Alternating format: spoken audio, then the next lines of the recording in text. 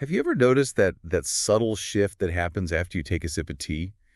Maybe it's a quiet calm settling over you, or a gentle sharpening of your focus, even if you're not reaching for coffee. Oh, yeah. It's an almost universally acknowledged feeling, right?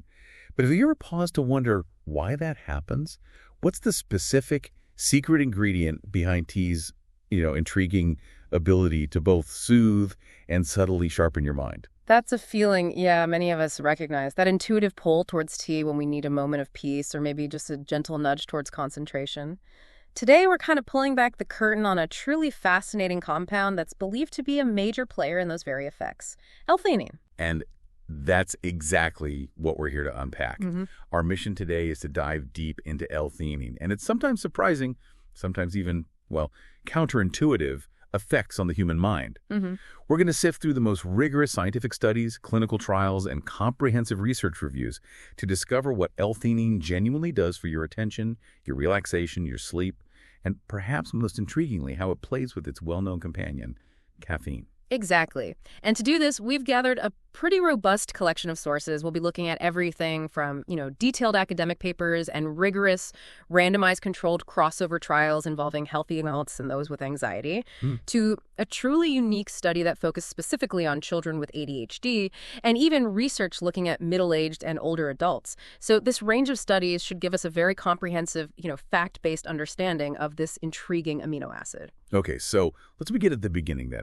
What exactly is L-theanine? We hear about amino acids all the time, often in the context of building blocks for proteins. Is L-theanine in that same category? That's a great starting point. At its core, L-theanine is indeed an amino acid, specifically known as gamma-glutamylethylamide. But here's where it deviates a bit from the usual suspects. It's what we call non-proteinogenic. Non-proteinogenic, okay. Yeah, which means it's not one of the 20 or so amino acids that our bodies primarily use as fundamental building blocks for proteins, like, say, leucine or methionine, which you might associate with muscle growth or cellular repair. L-theanine serves other very distinct roles instead. So it's not about building muscle, but something else entirely for our well-being. And where do we typically find it in nature? Beyond the obvious cup of tea, of course. Right. Its primary natural home is indeed the green tea plant, Camellia sinensis, which is the source of pretty much all tea varieties, green, black, oolong. That's where most people encounter it. But it's also present in other Camellia species, and surprisingly, in an edible mushroom called the bay boletes, or Xerocoma spadius. A mushroom connection. For a compound primarily known for tea, that really adds to its mystique. It does, yeah. That mushroom link is often a little unexpected. So when we sip a cup of tea, how much L-theanine are we actually, consuming? Is it a significant amount? Well, the concentration can vary quite a bit. It depends on the specific tea type, how it's processed, even how long you steep it. However, general estimates suggest it makes up around maybe 1% to 2% of the dry weight of the tea leaves. Okay, 1 to 2%. Yeah. So to give you a practical idea, a single standard cup of tea is estimated to contain approximately 25 milligrams of L-theanine. 25 milligrams. Which might sound small, but as we'll see, it's often enough to start having a noticeable effect. That's a pretty specific number. And once we've ingested it, how does this fascinating compound actually get to where it needs to go, namely our brain, to exert its effects? Does it have to navigate a complex pathway? This is a truly crucial point. It really underlies its efficacy. L-theanine has been clearly shown to cross the blood-brain barrier. Okay. The barrier. Yeah, this specialized barrier typically protects the brain from many substances in the bloodstream, but L-theanine can pass through it relatively easily. That allows it to directly influence brain chemistry and function. In mammals, generally, we see peak brain concentrations of L-theanine observed anywhere from, say, 30 to 120 minutes after ingestion. 30 to 120 minutes, so pretty quick. Relatively quick, yes. For humans specifically, peak plasma concentrations that's in your bloodstream are usually reported a bit sooner, around 50 minutes post-dose. Though it's interesting, some research in lower mammals suggests that brain levels can actually peak as late as 5 hours after administration. So potentially a sustained presence. So that relatively rapid absorption within an hour or so is really key for any acute effects we might feel, isn't it? Definitely. And does the amount you consume directly influence how much gets into your system and subsequently crosses into the brain? Is it dose dependent? Absolutely. Studies have demonstrated a clear dose-dependent relationship. Ingesting doses ranging from that 25 milligrams you find in a typical cup of tea up to around 100 milligrams, whether from tea itself or a pure aqueous solution, leads to proportional increases in L-theanine levels in your plasma. Right. Simply put, the more L-theanine you take, the more readily available it becomes for your brain. That's a very direct relationship. So once it's successfully crossed into the brain, what exactly is it doing at a chemical level? Is it mimicking existing brain chemicals, or is it introducing something entirely new to the party? Well, what's truly fascinating here is its chemical structure. It bears a notable similarity to glutamate. Glutamate, okay, the main excitatory one. Exactly. Glutamate is your brain's major excitatory neurotransmitter, essentially sending go signals. However, L-theanine binds to glutamate receptor subtypes with a relatively low affinity, so it doesn't just mimic it directly. Instead, it seems to modulate glutamate's activity in a more nuanced way. Nuanced is a great word for it. Yeah. Can you give us a bit more detail on these complex neurochemical actions? What are the juicy details of its brain influence? Well, okay, L-theanine has been observed to inhibit glutamate reuptake, which essentially means it leaves more glutamate in the synaptic cleft for longer. Interesting. It seems counterintuitive if glutamate is excitatory. It might sound that way, yeah, but L-theanine's overall effect seems to be more about achieving balance. More importantly, it's known to significantly increase the levels of gamma-aminobutyric acid, or GABA, in the brain. Yeah. And GABA is your brain's primary inhibitory neurotransmitter. It sends stop or slow down signals, and it's strongly associated with calming effects and reducing overactivity. Additionally, L-theanine increases concentrations of dopamine and glycine in the striatum, a brain region involved in reward and movement. Okay. Now, it's worth noting that while some research has reported a global decrease in serotonin levels, other studies indicate region-specific increases in areas like the striatum, hippocampus, and hypothalamus. So complex. It is. It's not a simple one-way switch. It's more like a subtle, widespread fine-tuning of your brain's chemical orchestra. So it's not just about immediate acute effects then. Does L-theanine have any longer-term impacts on brain function if someone were to take it consistently? Yes, absolutely. Beyond those immediate acute effects that you might feel within an hour or so, longer-term administration of L-theanine, say, daily intake over 3 to 4 weeks, has shown some truly promising results. It has been observed to facilitate long-term potentiation, which is a critical mechanism underlying learning and memory formation. LTP, right? Strengthening connections. Exactly. Think of it as strengthening the connections between neurons, making learning more efficient. It also increases brain-derived neurotrophic factor, or BDNF, expression in the hippocampus. BDNF, the brain fertilizer. That's the one. BDNF plays a vital role in the growth, survival, and differentiation of neurons. And there's also mounting evidence suggesting a neuroprotective effect, implying it might help shield brain cells from damage over time. Wow. That's a lot of profound activity for an amino acid primarily known for being in a cup of tea. It's interesting that tea naturally contains both L-theanine and caffeine. Has that co-occurrence complicated the research into L-theanine's isolated effects? Or have researchers found ways to untangle them? It's definitely been a significant factor, yeah. Because L-theanine is traditionally consumed alongside caffeine and many other bioactive compounds in tea, a large portion of previous human research has understandably focused on these combined effects. You know, you're trying to understand the full tea experience after all. Makes sense. However, for our deep dive today, we're really honing in on L-theanine in isolation because its potential anti-stress or anxiolytic, meaning anxiety-reducing effects, have been a predominant focus when it's studied by itself. Understanding its independent action helps us appreciate its unique contribution, even when it's part of a larger blend. That makes perfect sense. So let's pivot to that. L-theanine as a calming conductor for both mind and body. Is its primary role truly in reducing stress and anxiety, or is there more to it? Without a doubt, the primary focus of isolated L-theanine research has been its potential anti-stress and anxiolytic effects. It's often the first thing researchers look into.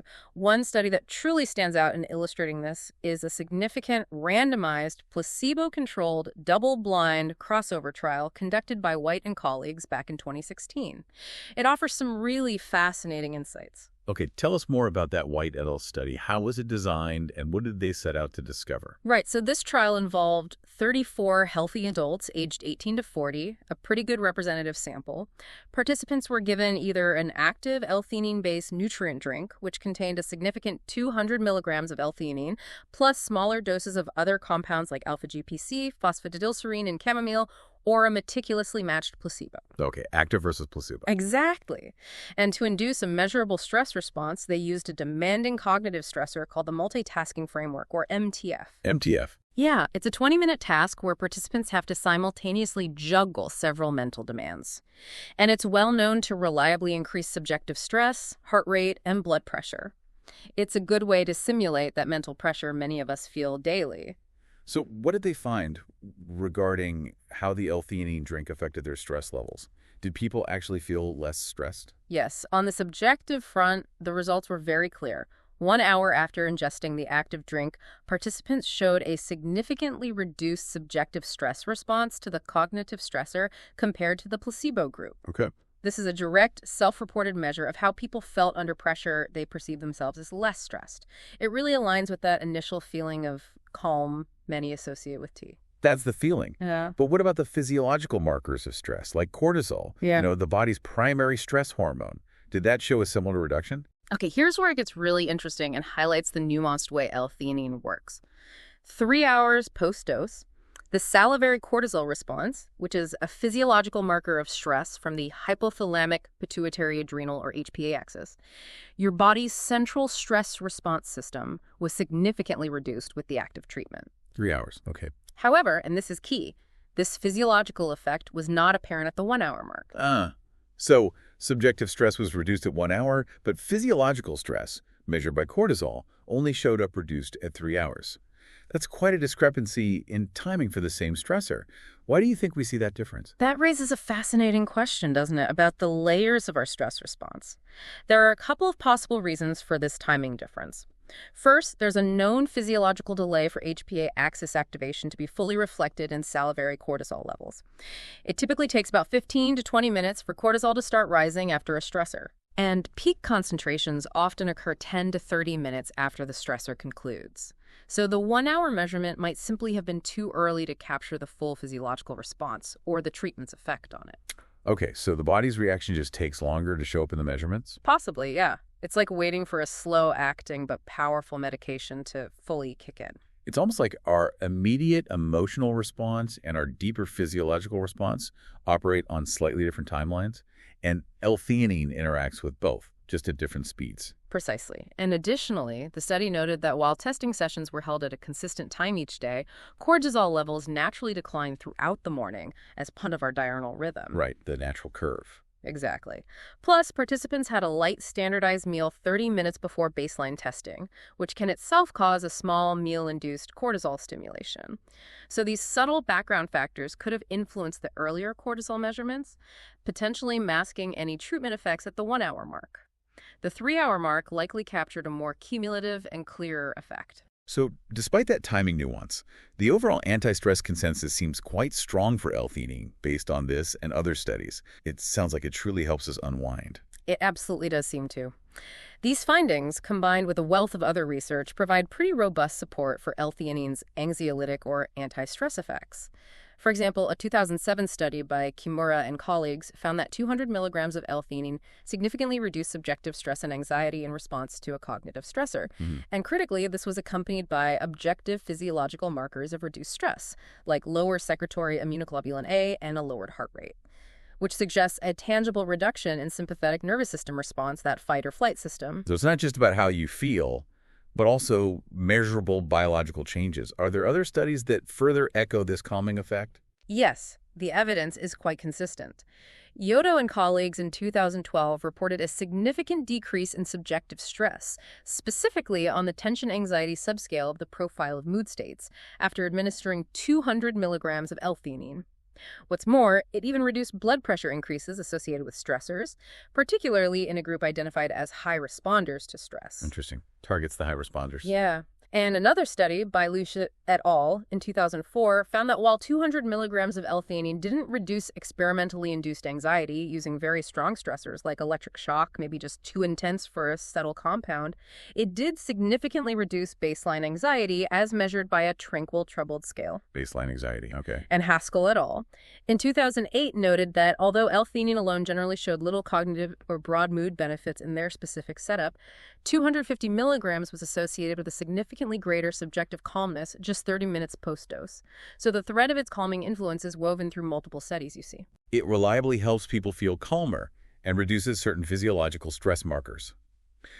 Does this calming effect translate to changes in brain activity that we can actually measure beyond just how someone feels or their cortisol levels, like brainwaves? Yes, absolutely. Changes in brain alpha oscillatory activity have been extensively studied as a direct correlate. Alpha waves, which typically oscillate between 8 and 13 hertz. Right, the relaxed but alert waves. Exactly. There's specific brain waves often associated with that state being calm but mentally present, not drowsy. The White et al. 2016 study, using advanced neuroimaging like magnetoencephalography or MEG, found that resting state alpha oscillatory activity was significantly greater in posterior brain regions 2 hours after L-theanine treatment compared to placebo. 2 hours later.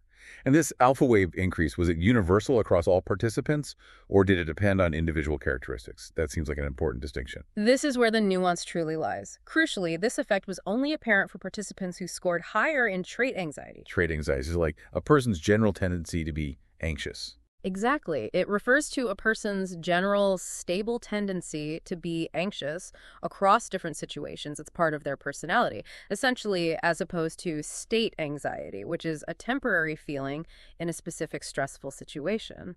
So L-theanine seemed to particularly enhance alpha activity and, by implication, benefit those who already carried a higher baseline level of anxiety. It suggests a targeted effect where it's perhaps most needed. That's a truly fascinating nuance that seems to be particularly helpful for individuals with higher baseline anxiety. Yeah. But the study also mentioned something interesting, that this increase in alpha activity didn't directly correlate with the changes in subjective stress or cortisol response in this particular sample. What does that imply? Yeah, that does raise an interesting question about the functional relevance of alpha changes, doesn't it? Does increased alpha activity cause relaxation? Or is it merely a correlate, a measurable brain state that often accompanies relaxation, but isn't always directly linked to the subjective experience or a specific physiological marker in every single study? Right, correlation versus causation. Exactly. The findings suggest L-theanine isn't necessarily normalizing alpha in anxious individuals, but rather enhancing its predominance. Previous research has also consistently confirmed increased alpha activity after L-theanine, often linking it to its proposed relaxant properties, particularly in higher anxiety individuals. So, while the exact chain of cause and effect is still being fully figured out, the connection between L-theanine, alpha waves, and relaxation is a pretty robust finding.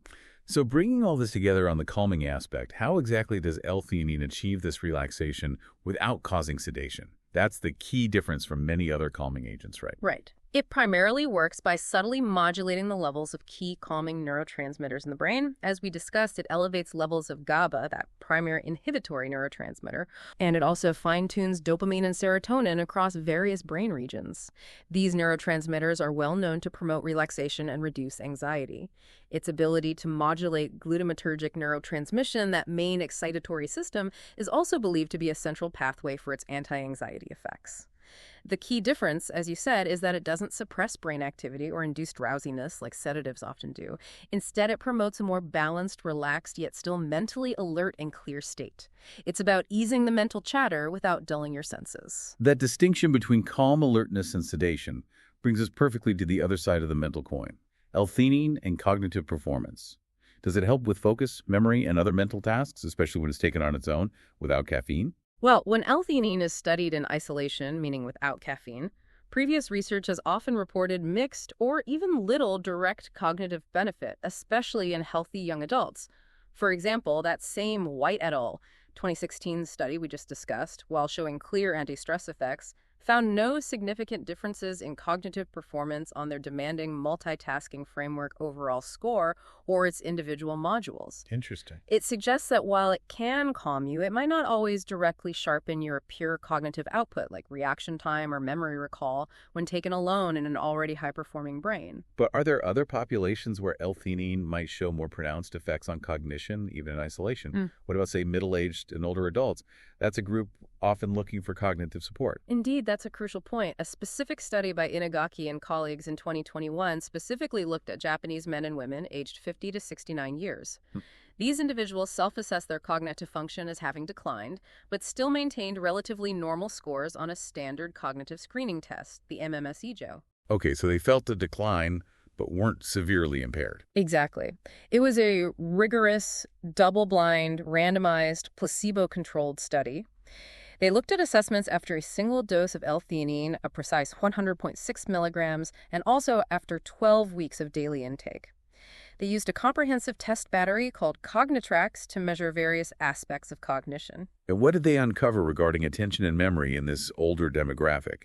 Did a single dose or even chronic use make a difference? What's truly fascinating here is that a single dose of L-theanine reduced reaction time in part 1 of the Stroop test. The Stroop test, the color word one, right? Classic attention task. That's the one. A reduced reaction time here strongly indicated improved attention. And for working memory, in part 4 of the 4-part continuous performance test, specifically a challenging 2-back task which requires you to remember information from 2 steps back, the single dose significantly increased correct responses and decreased omission errors. Wow, so fewer mistakes and more correct answers. Exactly. This suggests L-theanine affected the quality of working memory, leading to both faster and more accurate answers. So for this specific demographic, L-theanine alone seems to acutely improve attention, and that in turn boosts working memory. How do those two cognitive functions connect so directly? Well, the study authors concluded that L-theanine may contribute to improving attention, thus enhancing working memory and executive functions. It makes perfect sense when you think about it. Working memory's central executive system is intricately related to attention control. Think of it this way. Your attention is like a spotlight, and working memory is the stage where information is actively held and manipulated. If L-theanine helps you better direct and sustain that spotlight, it naturally allows for more efficient processing and recall of information on the stage, leading to improved working memory performance. That's a great analogy. Did L-theanine affect other cognitive areas in that study, or was it primarily focused on attention and working memory? Interestingly, in this particular study, L-theanine had no significant effect on other cognitive domains they tested. This included tasks measuring verbal or visual memory, facial expression recognition, general visual information processing speed, or motor function. Okay. This was true both acutely after a single dose or after the chronic 12-week ingestion. Also, there was no significant difference in their overall MMSE-J scores, which is a broader measure of cognitive status, so it highlights its quite targeted effects in this context. And what about that chronic use? You mentioned the 12-week daily intake of L-theanine didn't show the same benefits as the single dose for attentional function. That's another interesting discrepancy. What might explain that? This is indeed another important nuance that highlights the complexity of supplement research.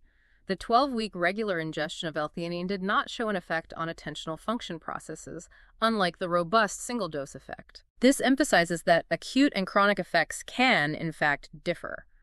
While previous studies on similar populations did show chronic effects, this discrepancy in the Inagaki study might be due to the absence of caffeine or catechins, other beneficial compounds found in tea, in the isolated L-theanine supplement used in this particular study. Ah, so the other tea compounds might play a role in the long run.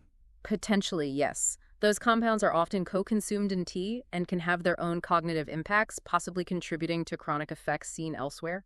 That brings us perfectly to the next point. The synergy with caffeine. It sounds like L-theanine often plays a unique and powerful supporting role when combined with another stimulating compound.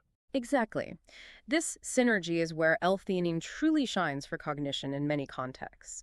Many human studies on L-theanine's effects on mood and cognitive function have historically studied its combined effects with caffeine precisely because they are naturally co-consumed in tea. The general trend from these studies is that you typically observe clear cognitive enhancing effects for the combined treatment, while L-theanine alone often shows little direct cognitive benefit. It's a classic example of 1 + 1 = 3 in action, you could say. This synergy seems to be where L-theanine really transforms from maybe just a calming agent to a cognitive enhancer. Let's do a deep dive into that 2020 ADHD study by Kayafudua and colleagues. That sounds like a truly fascinating case for understanding this combination, especially in a population where cognitive support is so needed. Yes, this was a really interesting one. A proof of concept, randomized, four-way repeated measures crossover study. It was conducted on 5 boys aged 8 to 15 years who had ADHD. As you know, ADHD is characterized by significant impairments in attention, hyperactivity, and impulsivity. Major cognitive deficits include impaired sustained attention and inhibitory control. That's the ability to stop an impulsive action. Right. Critical functions. Yeah, and these issues are often linked to increased mind wandering and altered brain network activity, particularly within the default mode network, or DMN. So this population offers a very clear clinical target for cognitive improvement. So these boys received L-theanine alone, caffeine alone, the combination of both, or a placebo. What were the key findings for overall cognition in these children? The results were quite compelling. The L-theanine-caffeine combination significantly improved total cognition composite as measured by the NIH Cognition Toolbox. Yeah. That's a broad assessment of various cognitive abilities. Okay, the combo was best overall. Right. Interestingly, L-theanine alone also showed improvement in this overall measure, while caffeine alone showed only a non-significant trend. This suggests L-theanine might have some isolated benefit there, but the combination really delivered the strongest effect. What about sustained attention? That's such a critical challenge for children with ADHD. Did the combination make a clear difference there? For sustained attention, yes, the combination was indeed the standout. It significantly improved sensitivity to the go signal D' in a go-no-go task. No-go. Respond to go, ignore no-go. Exactly. That task measures sustained attention. The combination also improved the go-no-go hit rate. Caffeine alone showed a trend of improvement in D', but L-theanine alone did not significantly improve it. So the combination truly stood out for sharpening sustained attention. Now here's where it gets truly surprising and counterintuitive, based on what you said earlier. And it's a real aha moment for how these compounds interact. What did they find about inhibitory control, that ability to stop an impulsive action? This is arguably the most critical and surprising finding of the study. When taken individually, caffeine alone actually worsened inhibitory control. Morrison did. Yeah. This was evidenced by a significantly increased stop signal reaction time, or SSRT, which means it took participants longer to inhibit a response, indicating poorer impulse control. And surprisingly, L-theanine alone also showed a trend of worsening inhibitory control, similarly increasing SSRT. Wow. So both compounds, individually, appeared to have a negative impact on impulse control in these children. That sounds pretty problematic for a condition characterized by impulsivity. It does, right? Which makes the next finding even more crucial. Despite their individual negative trends, the L-theanine-caffeine combination was associated with a trend of improvement of inhibitory control, meaning a reduction in SSRT. No way. So together they improved it. Exactly. It suggests this fascinating negative interaction when combined. They work together to somehow offset each other's detrimental effects on inhibitory control, leading to an overall benefit that wasn't present when taken alone. That's incredible. It's a remarkable illustration of synergy, where the whole truly becomes greater and better than the sum of its individual parts. It's almost like they cancel out each other's weaknesses in this specific domain. That's absolutely fascinating. It really challenges the simple idea that combining two bad things makes something worse. What about the brain mechanisms? Did they use fMRI to understand why this was happening? They did. The fMRI results provided some crucial clues. They found that both L-theanine and caffeine alone significantly decreased reactivity of the posterior default mode network, or DMN, during the go-no-go task. The DMN, linked to mind wandering. Exactly. So a decrease in its activity during a task suggests a reduction in intrusive thoughts and increased focus on the task at hand. This effect was consistent. During the stop signal task, which specifically measures inhibitory control, L-theanine, caffeine, and their combination all decreased reactivity of the posterior DMN, again pointing to reduced mind wandering when trying to inhibit an action. So, less mind wandering across the board, which makes sense for improving attention generally.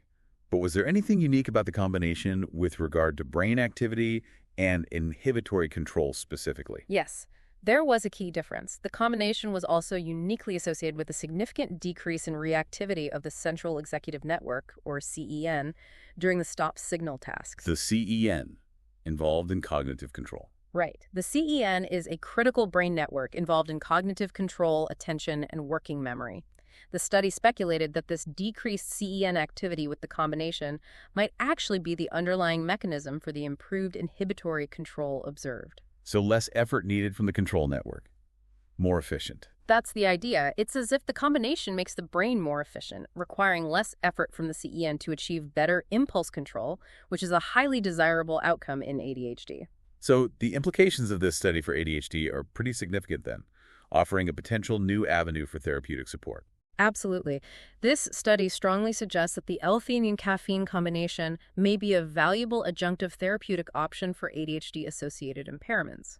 It's unique in its potential ability to improve both sustained attention and inhibitory control, tackling two major cognitive challenges in ADHD in a way that neither compound could achieve effectively on its own. It really opens up exciting possibilities. Beyond ADHD, what do other studies generally say about the combined effects of L-theanine and caffeine on cognition in the broader population? Does the synergy hold up? Yes, other research consistently supports this potent synergy. Studies show that the combined intake of L-theanine and caffeine can significantly improve various cognitive functions. Things like faster reaction times, enhanced accuracy in rapid visual information processing, quicker numeric working memory response times, better attention switching, and improved intersensory attention. In sensory attention, integrating different senses. Yeah, exactly. The ability to integrate information from different senses more effectively. And a significant bonus, which we touched on, is that L-theanine can also attenuate some of caffeine's less desirable adverse effects. What the jitters? Exactly. Jitters, increased blood pressure, or potential sleep disturbances.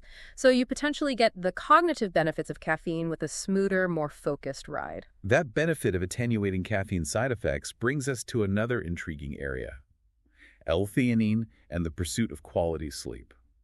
This seems almost contradictory, given its association with alertness and focus, especially with caffeine. It can certainly seem contradictory at first glance, yeah.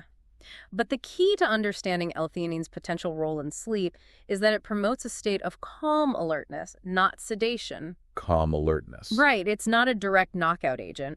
Rather, it helps create the optimal mental and physiological environment that is conducive to falling asleep and achieving better quality sleep. How exactly does it do that without making you feel drowsy? What's the specific mechanism for promoting sleep? Well, its primary mechanism for supporting sleep is thought to be through enhancing levels of GABA, that inhibitory neurotransmitter we discussed earlier. By increasing GABA activity, L-theanine helps to quiet an overactive mind, reduce mental chatter, and dampen the excitatory signals that can keep you awake. This calming effect, without being sedative, allows the brain to transition more smoothly into a relaxed state, which is essential for initiating and maintaining sleep. It's like gently dimming the lights in a busy room. Are there specific studies on L-theanine's direct effects as a sleep aid? Yes, there are some. For instance, a 2019 study explored an L-theanine and GABA supplement combination. They found that it could potentially increase sleep duration and REM sleep. REM being the stage associated with dreaming and memory consolidation. Interesting combo effect there, too. Yeah. And while a separate 2019 trial by Saris and colleagues for generalized anxiety disorder did not find L-theanine, even at higher doses of 450 to 900 milligrams per day for 8 weeks, significantly reduced clinical insomnia severity. Participants did self-report significantly greater sleep satisfaction compared to placebo, which really highlights that sometimes the subjective experience of improved sleep quality is just as important as the objective measures. So even if it doesn't always meet the strict clinical criteria for reducing insomnia, people feel like they're sleeping better.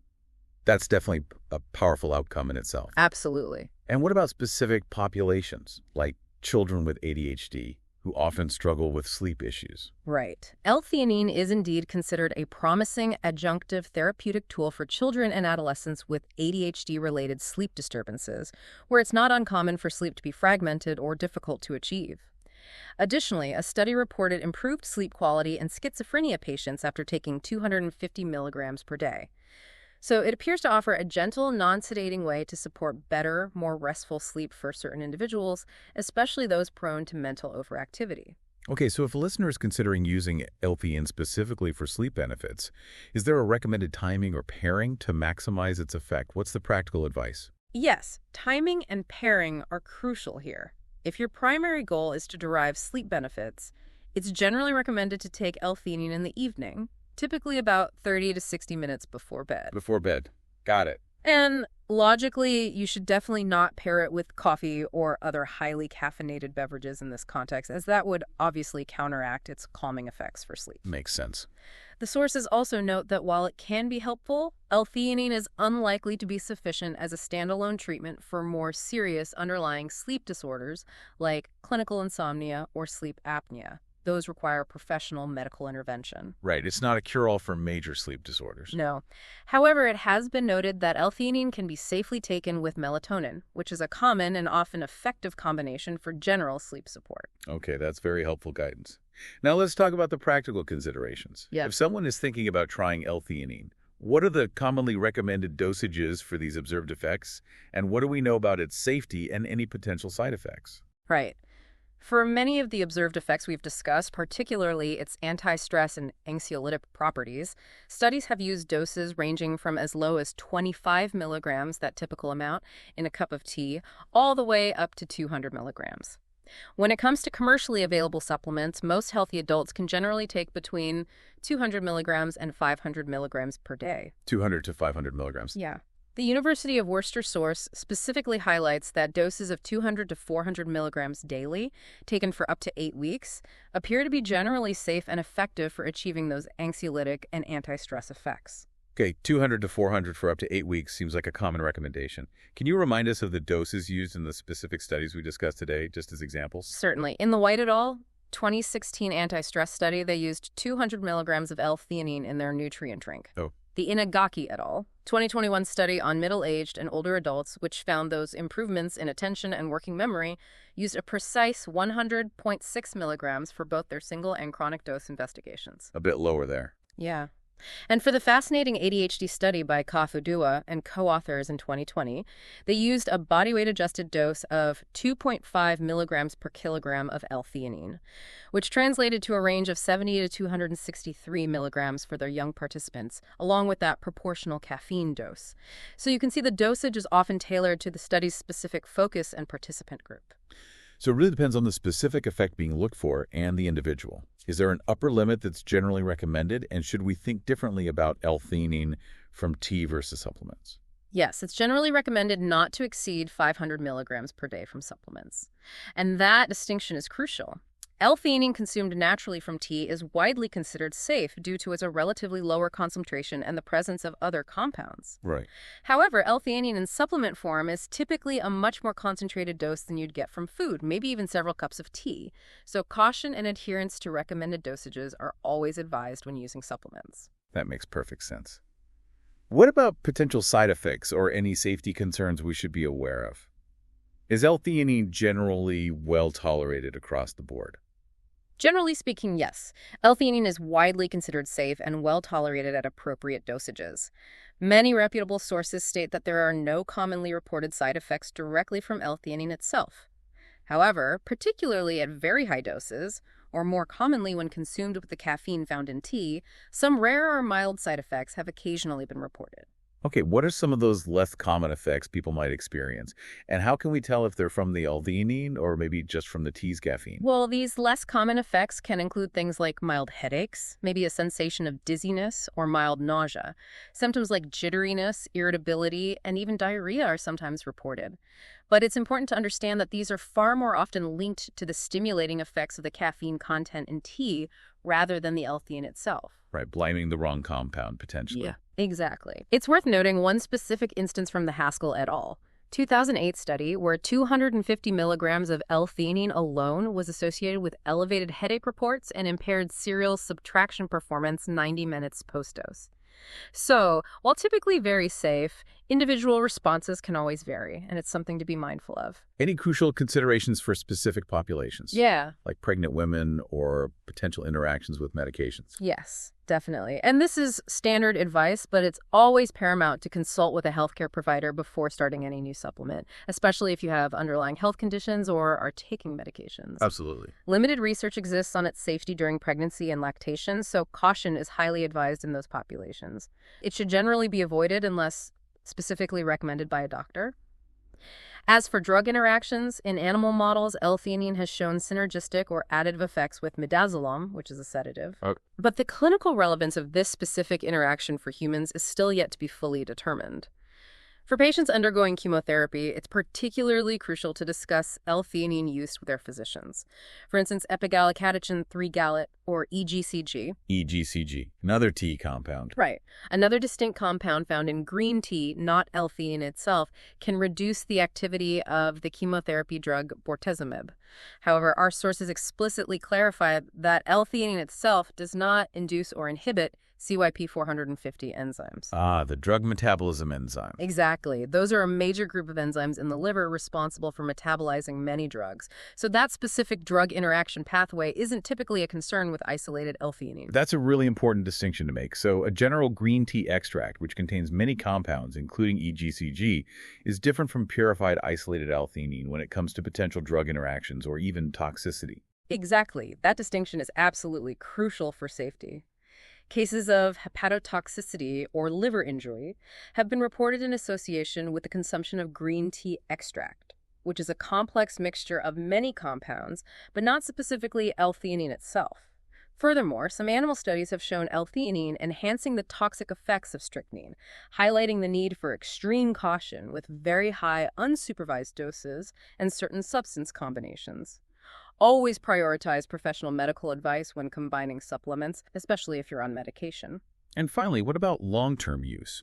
We talked about studies up to 8 or 12 weeks, but what if someone wanted to take L-theanine for even longer? Is it considered safe for chronic, indefinite use? Well, while doses of 200 to 400 milligrams per day for up to 8 weeks appear safe based on current research, the sources emphasize that further randomized, double-blind, placebo-controlled crossover clinical trials are definitely needed to thoroughly investigate higher dosages and much longer-term effects. So more research needed for the really long haul. Pretty much, yes. More extensive and prolonged research is always valuable for establishing comprehensive safety guidelines and understanding any potential long-term benefits or considerations. It's still an active area of study. We've covered a remarkable amount of ground today about L-theanine, a compound that truly seems to offer a unique bridge between calm and focus. Let's maybe try and bring all these insights together. Okay. We've seen how this unique amino acid, L-theanine, found predominantly in tea leaves, offers a really multifaceted array of effects on the mind. It consistently demonstrates an ability to calm you without causing sedation, influencing both your subjective experience of stress and even physiological markers like cortisol. The calming effect. Right.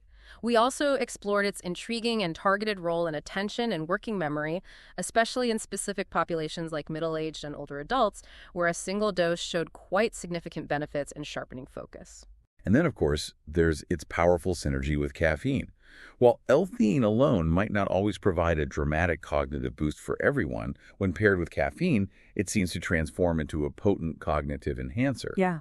This combination can significantly improve attention, overall cognitive performance, and remarkably, even improve inhibitory control, as we saw so powerfully demonstrated in that groundbreaking ADHD study. All of this, while potentially mitigating some of caffeine's less desirable stimulant side effects, leading to a smoother, more sustained mental clarity. Exactly. We also delved into its potential role in supporting quality sleep, not by sedating you, but by promoting a calmer mental state and enhancing key calming neurotransmitters like GABA. This can lead to greater self-reported sleep satisfaction and potentially more restorative sleep. And importantly, we covered its generally well-tolerated safety profile and practical dosing considerations, always reminding you, our listener, to consult with a healthcare provider, especially when navigating the world of supplements or managing existing health conditions. Considering L-theanine's subtle yet remarkably diverse impacts, from fine-tuning our brain's intricate dance between focus and tranquility, to potentially offering new avenues for cognitive support, especially when creatively combined with caffeine, it truly leaves us wondering. Are we just at the beginning of understanding how this single amino acid, often quietly hidden in our daily cup of tea, might revolutionize how we approach mental clarity and overall well-being? We encourage you to consider how these insights might apply to your own experiences, perhaps in your morning routine or evening wind-down, and to continue exploring the fascinating world of brain-optimizing compounds.